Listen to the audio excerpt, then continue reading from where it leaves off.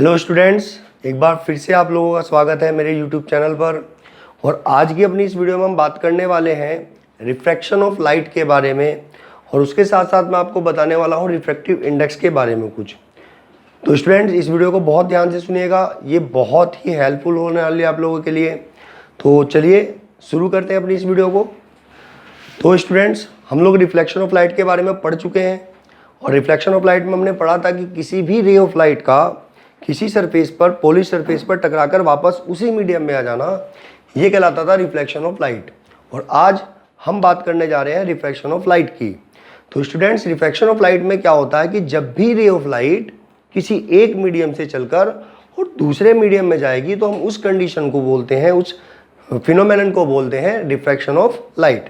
तो हम यहाँ पर कह सकते हैं कि when a ray of light goes into one medium from another medium, then this condition is known as refraction of light। मतलब लाइट रे का किसी एक मीडियम से दूसरे मीडियम में जाना, और ये कहलाता है रिफ्रैक्शन ऑफ लाइट।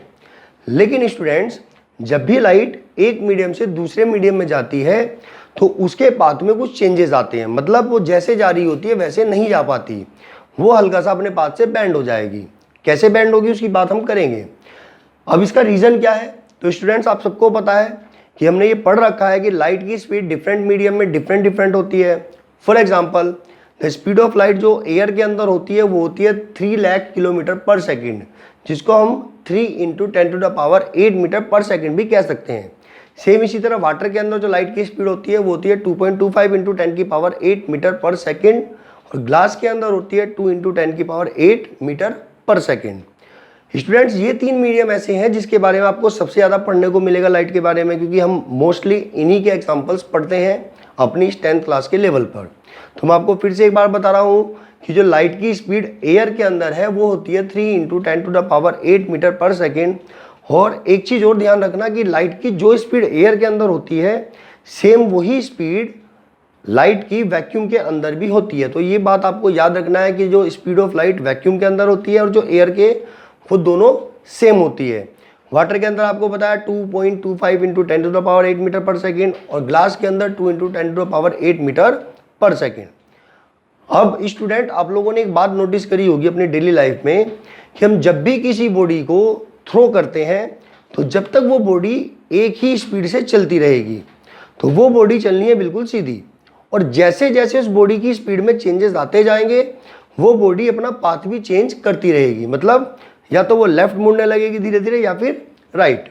और यही कारण है कि जब भी कोई लाइट एक मीडियम से दूसरे मीडियम में जाती है तो उसके स्पीड में वेरिएशन आता है, और यही वेरिएशन लाइट के पाथ को भी चेंज कर देता है। तो यहाँ ध्यान देने वाली बात यह है कि अगर लाइट की स्पीड सभी मीडियम में सेम हुआ करती तो रिफ्रैक्शन नाम की कोई भी चीज़ नहीं होती। मतलब लाइट जब भी किसी एक मीडियम से दूसरे मीडियम में जाती तो उसके पाथ में कोई भी चेंजेस नहीं आने थे। तो स्टूडेंट्स, आप लोग 8th क्लास में ये पढ़ के आते हैं कि जो रिफ्रैक्शन के इफेक्ट्स हैं वो क्या क्या है। मैं आपको फिर से एक बार रिमाइंड करा दे रहा हूँ। आपने पढ़ा होगा कि किसी भी पेंसिल को जब हम वाटर में डिप करते हैं, डुबाते हैं पार्शली, तो जो हिस्सा पानी के बाहर होता है और जो हिस्सा पानी के अंदर होता है, उन दोनों में कुछ फर्क आ जाता है। आपको देखने में ऐसा लगता है कि जैसे पेंसिल जो है वो अलग हो चुकी है। इसी तरह आप किसी स्पून को पानी में डुबाइए तो उसके साथ भी यही होगा। चम्मच का वो हिस्सा जो पानी से बाहर है वो कहीं और नजर आने वाला है, और जो डूब चुका है वो हिस्सा कहीं पे और पे नजर आने वाला है। इसी तरह हमारे पास और भी कई सारे डेली लाइफ एग्जांपल्स हैं। जैसे आपने पढ़ा होगा, अगर हम किसी फ्लावर को, किसी फूल को पानी के अंदर डाल देते हैं तो वो एक्चुअली जितनी हाइट का रहता है वो उससे थोड़ा सा बड़ा नजर आता है। उसके अलावा आप किसी लेमन को डाल दीजिए तो उसकी भी जो चौड़ाई है, लंबाई है, वो थोड़ी सी बढ़ जाती है, यानी कि वो ऊपर उभर के रेज करता हुआ नजर आता है, उठा हुआ नजर आता है। इसी तरह किसी भी कोइन को डालिए तो उसकी भी वो जो हाइट होगी वो थोड़ी सी उभरी हुई नजर आएगी। इसके अलावा हमने पढ़ रखा है कि हमें किसी भी नदी या किसी भी स्विमिंग पूल की जो डेप्थ होती है, गहराई होती है, वो गहराई एक्चुअली जितनी होती है उससे थोड़ी सी हमें कम नजर आती है due to the refraction of light. तो अगर कभी भी एग्जाम में क्वेश्चन स्टूडेंट ये आता है कि इन सब का कारण क्या है, कि what is the cause of these things, मतलब जब कोई पेंसिल को हम डुबाते हैं तो वो टेढ़ी नज़र क्यों आती है, स्पून टेढ़ी नज़र क्यों आता है, इन सब का कारण होता है रिफ्रैक्शन ऑफ लाइट। और अगर हमारे से कभी ये पूछ लिया जाता है कि what is the cause of refraction of light, मतलब रिफ्रैक्शन ऑफ लाइट का कारण क्या है, क्यों ऐसा होता है कि लाइट एक मीडियम से दूसरे मीडियम में जाती है तो वो अपने पाथ से बेंड होती है, तो उसका रीजन आपको बता ही दिया कि लाइट के स्पीड में वेरिएशन आना मींस लाइट जब भी एक मीडियम से दूसरे मीडियम में जाएगी then there will be some variation in its speed and due to which it changes its path, जिसकी वजह से ये अपना पाथ चेंज करती है। अब स्टूडेंट आप देख सकते हैं यहाँ अपनी स्क्रीन पर कि दो तरह के मीडियम लिखे हुए हैं, number 1 denser medium and number 2 rare medium. अब इनके बारे में थोड़ा सा स्टूडेंट ध्यान से सुनना, लाइट के उस मीडियम को जिसके अंदर लाइट की स्पीड थोड़ी ज़्यादा होती है कंपेरेटिवली टू अदर मीडियम, मतलब किसी दूसरे मीडियम से तुलना करने पर जिस मीडियम के अंदर लाइट की स्पीड ज़्यादा होगी उस मीडियम को बोलते हैं रेयर मीडियम। तो देख लीजिए स्टूडेंट, रेयर मीडियम क्या होता है, that medium in which the speed of light is comparatively more than the other medium is known as rare medium. और जिस मीडियम के अंदर स्पीड ऑफ लाइट कम होगी हम उस मीडियम को बोलते हैं डेंसर मीडियम। फॉर एग्जाम्पल अगर मैं आपसे कहूँ कि वाटर कैसा मीडियम है, रेयर या फिर डेंसर, तो स्टूडेंट हम वाटर के बारे में अभी कोई कमेंट नहीं कर सकते कि वो डेंसर मीडियम है या रेयर मीडियम है। क्यों नहीं कर सकते, क्योंकि सपोज करिए अगर मैं किसी बच्चे का नाम लूँ, मैं कहता हूँ राम छोटा है या बड़ा है, तो आप नहीं बता सकते। क्यों, क्योंकि कंपेयर करने पे पता चलेगा कि किससे छोटा है किससे बड़ा है। फॉर एग्जाम्पल अगर हम राम का कंपैरिजन उसके फादर से करते हैं तो राम ऑब्वियसली बात है कि अपने फादर से छोटा ही होगा, बट अगर हम राम की एज का कंपैरिजन उसके छोटे भाई यंगर ब्रदर से करते हैं तो उस कंडीशन में राम होने वाला है बड़ा। सेम इसी तरह वाटर की स्पीड हो सकता है कुछ मीडियम से ज़्यादा भी हो और हो सकता है कुछ मीडियम से कम भी हो, तो ये हमें पता लगता है हम वाटर का कंपैरिजन कर किस मीडियम से रहे हैं। सेम इसी तरह हम कभी भी किसी एक सिंगल मीडियम के बारे में कोई कमेंट नहीं कर सकते कि ये रेयर होगा या डेंसर तब तक जब तक हमें ये ना पता चले कि हम कंपेयर कर किस मीडियम के साथ रहे हैं।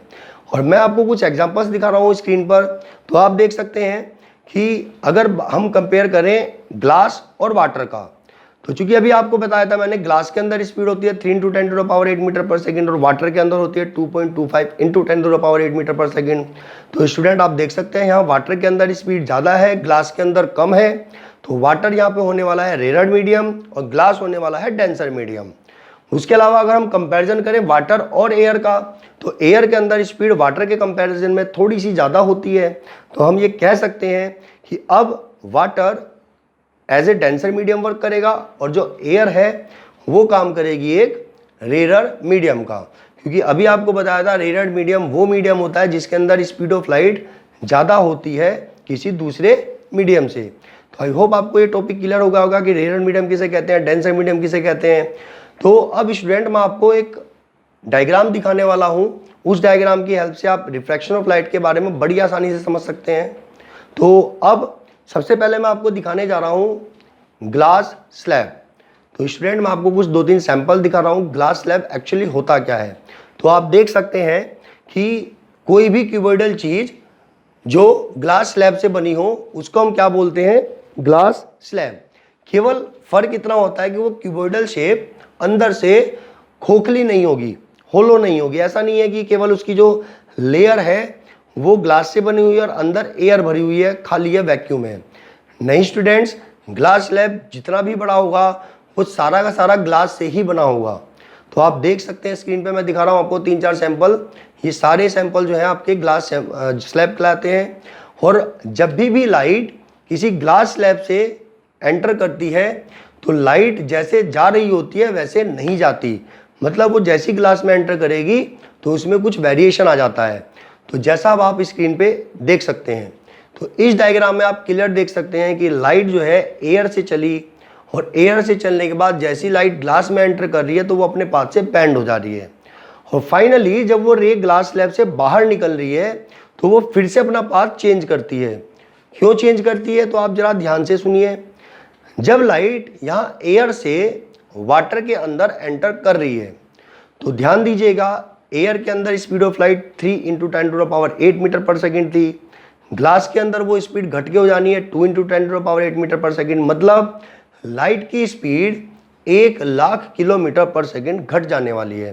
पहले थी 3,00,000 किलोमीटर पर सेकेंड, एयर के अंदर ग्लास के अंदर आते ही उसकी स्पीड हो जाएगी 2,00,000 किलोमीटर पर सेकेंड। तो चूंकि लाइट की स्पीड में वेरिएशन आया है तो लाइट भी अब बैंड हो जाने वाली है। और स्टूडेंट अब जो मैं बता रहा हूँ उसको थोड़ा ध्यान से सुनिएगा कि लाइट जब भी ज़्यादा स्पीड वाले मीडियम से किसी कम स्पीड वाले मीडियम में जाएगी तो वो हमेशा नॉर्मल की तरफ बैंड होगी, जैसा कि आप इस डायग्राम में देख भी सकते हैं कि जैसी लाइट एयर से वाटर में जा रही है, सॉरी एयर से ग्लास में जा रही है, तो एयर के अंदर स्पीड कुछ और थी, ग्लास के अंदर थोड़ी कम हो जाती है, तो ये रे ऑफ लाइट नॉर्मल की तरफ बैंड हो गई है। तो मैं फिर से रिपीट कर रहा हूँ कि जब भी लाइट किसी ज़्यादा स्पीड वाले मीडियम से कम स्पीड वाले मीडियम में एंटर करेगी then it always bends towards the normal. तो हम ये भी कह सकते हैं कि whenever light goes from a rare medium to a denser medium then it always bends towards the normal. और फिर आप दूसरे एंड पे देख सकते हैं कि जो लाइट है अब ग्लास से और एयर के अंदर जा रही है, यानी कि वापस वो स्पीड कम से अब ज़्यादा होगी। तो स्टूडेंट जब भी लाइट की स्पीड कम से थोड़ी ज़्यादा होती है तो वो नॉर्मल की तरफ नहीं बैंड होता, अब वो नॉर्मल से दूर हटता है, यानी कि नॉर्मल से अवे होगा। तो हम अब यहाँ पे ये भी कह सकते हैं कि जब भी लाइट डेंसर मीडियम से रेयर मीडियम में एंटर करेगी तो वो हमेशा नॉर्मल से दूर हटती है। और जैसा आप इस डायग्राम में देख भी रहे हैं कि जैसे लाइट ग्लास से एयर में गई तो उसकी जो बैंडिंग है वो नॉर्मल से दूर हट गई है। तो स्टूडेंट ये तो एग्जांपल हुआ एक ग्लास स्लैब का। उसके अलावा आप यहाँ नेक्स्ट डायग्राम में देखिए कि इसके अंदर आपको एक डायग्राम दिख रहा है। तो यहाँ हमने ये जो रे डाली है, जो हम इंसिडेंट करते हैं, इसको बोलते हैं हम इंसिडेंट रे। ध्यान से सुन लीजिए, इसको क्या बोलते हैं? Incident ray. और ये इंसिडेंट रे अपने इस नॉर्मल के साथ जो एंगल बनाएगी उसको हम बोलते हैं एंगल ऑफ इंसिडेंस। फिर आपने एक चीज नोटिस करी कि चूंकि लाइट एयर से ग्लास में आ रही है, स्पीड में वेरिएशन आएगा, तो जिसकी वजह से अब लाइट नॉर्मल की तरफ बैंड हो जा रही है। तो स्टूडेंट हम इस रे को जो ग्लास के अंदर ही बैंड हुई है इसको हम बोलते हैं रिफ्रैक्टेड रे। एक बार फिर से रिपीट कर रहा हूं, रिफ्रैक्टेड रे। और फाइनली ये रे वापस ग्लास से एयर में जा रही है, तो जो रे फाइनली बाहर निकलती है हम उस रे को बोलते हैं एमर्जेंट रे। फिर से रिपीट कर रहा हूं, एमर्जेंट रे। और यहां आप देखेंगे कि जो एमर्जेंट रे है वो अपने नॉर्मल के साथ जो एंगल बनाएगी उस एंगल को हम बोलते हैं एंगल ऑफ एमर्जेंस। फिर रिपीट कर रहा हूं, एंगल ऑफ एमर्जेंस, जिसको डिनोट हम एंगल ई से करते हैं। और स्टूडेंट यहां एक रिलेशन ये होता है कि जो एंगल आई होता है और जो एंगल ई होता है वो दोनों हमेशा आपस में इक्वल होंगे। यानी कि जितने एंगल से आपने एंगल डाली थी, रे ऑफ लाइट डाली थी अपने नॉर्मल के साथ, ये सेम उतना ही एंगल बनाते हुए वापस भी निकलेगी अपने नॉर्मल के साथ। उसके अलावा जो रिफ्रैक्टेड रे है और जो नॉर्मल है उन दोनों के बीच में जो एंगल बनता है उसको हम बोलते हैं एंगल ऑफ रिफ्रैक्शन। फिर से रिपीट कर रहा हूं मैं, एंगल ऑफ रिफ्रैक्शन। और स्टूडेंट एक बात पे और ध्यान दीजिएगा, आप डायग्राम में देख रहे हैं कि यहाँ लाइट जो है फाइनली जैसे निकल रही है और जैसे इसको जाना चाहिए था विदाउट बेंडिंग, मतलब जैसे इसको एक्चुअली इंसिडेंट होना था और जैसे ये फाइनली एमर्जेंट हुई, वो दोनों रे एक दूसरे के पैरेलल होती हैं। और एमर्जेंट रे और इंसिडेंट रे के इस गैप को हम बोलते हैं लेटरल डिस्प्लेसमेंट। तो ये भी एक ध्यान देने वाली बात है कि जो गैप इंसिडेंट रे और एमर्जेंट रे के बीच में होता है उसको हम बोलते हैं लेटरल डिस्प्लेसमेंट। और मैंने आपको ये बता ही दिया कि यहाँ एंगल आई और ई आपस में इक्वल होते हैं, बट एंगल आर इनसे अलग होगा और वो हमेशा इनसे छोटा भी होगा। मतलब एंगल आई जो होगा वो आर से हमेशा बड़ा होता है। तो अब आप एक चीज नोटिस करेंगे कि चूंकि जो रे जहां से जा रही है वो एक्चुअली वहां नहीं गई, थोड़ा सा अपने पास से बैंड होके फाइनली एक बार और बैंड होके और वो वापस जो निकल रही है, तो इससे क्या होगा कि आप इस जगह पे जो भी ऑब्जर्वर किसी चीज को देखेगा वो तो होगी इसकी रियल पोजीशन। रियल पोजीशन मतलब ऑब्जेक्ट एक्चुअली यहाँ पे होगी, बट जो ऑब्जर्वर होगा उसको ऑब्जेक्ट दिखने वाली कहीं और है। ऑब्जर्वर को कहाँ पे दिखेगा, मैं आपको दिखा रहा हूँ। तो ऑब्जर्वर को ये रे यहाँ पे दिखने वाली है। तो आप देख सकते हैं कि यहाँ ऑब्जेक्ट रियल में कहीं और है और ऑब्जेक्ट ऑब्जर्वर को कहीं और दिख रही है। यहाँ जहाँ ऑब्जेक्ट रियल में रखी हुई होती है उसको हम बोलते हैं real position of the object, और जहाँ ऑब्जर्वर को ऑब्जेक्ट दिख रही है उसको हम बोलते हैं apparent position of the object. और चूंकि आपने ये नोटिस किया कि ऑब्जेक्ट रखी कहीं और है और रिफ्रैक्शन की वजह से दिख कहीं और रही है, तो इन्हीं इफेक्ट्स की वजह से हमने अभी कुछ एग्जांपल सुने थे कि पेंसिल का बैंड हो जाना, चम्मच का बैंड हो जाना, किसी स्विमिंग पूल की डेप्थ थोड़ी कम लगना, इन सब का जो मेन कारण होता है वो रिफ्रैक्शन ऑफ लाइट ही होता है। और आप अब कुछ एग्जांपल्स भी देख सकते हैं। जैसे यहाँ पे आप देख रहे हैं कि यहाँ एक आदमी खड़ा होके किसी फिश को देख रहा है। अब उस फिश की रियल पोजीशन कुछ और है, बट चूंकि आदमी एयर से वाटर की तरफ देख रहा है तो थोड़ा वेरिएशन आना है, जिसकी वजह से वो मछली जो है, वो जो फिश है, उसकी पोजीशन कहीं और नजर आ रही है।